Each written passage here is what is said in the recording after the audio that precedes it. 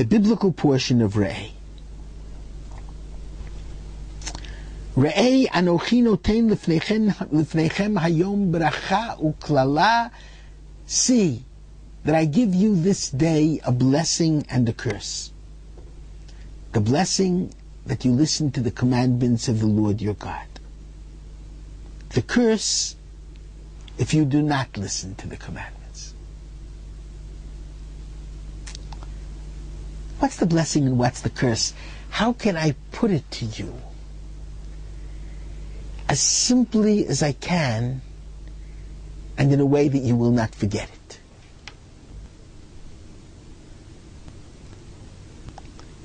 Let me tell you how it was put to me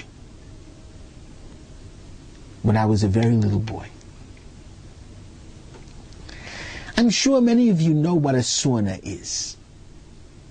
A sauna is the room that my children, when they were little, used to call the hot room.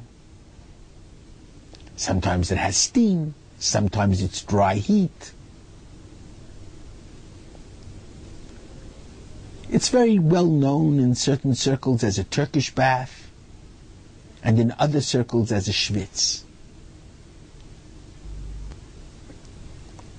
But I believe that wherever there are Jews, and probably wherever there are people, you have saunas and Turkish baths.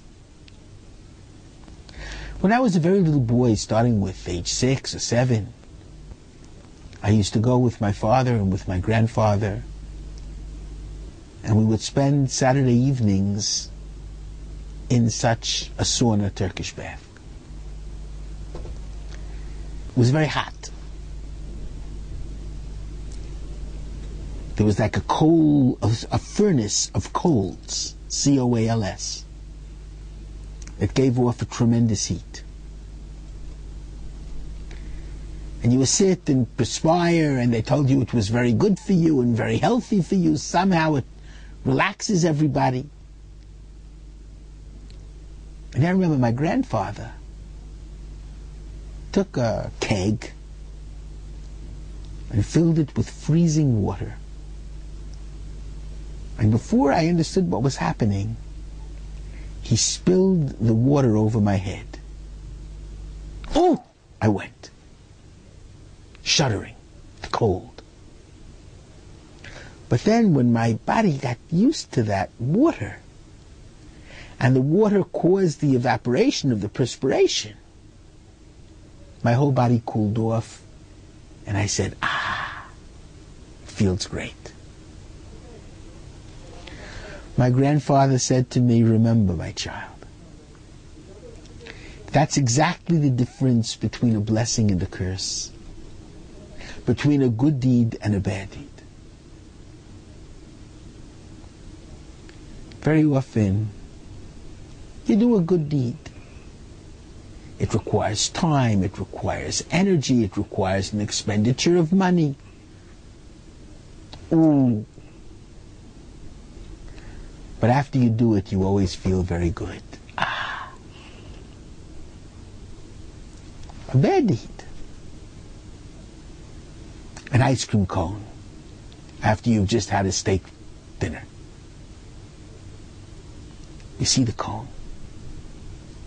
You're a bit thirsty. You'd love to have something sweet and cold.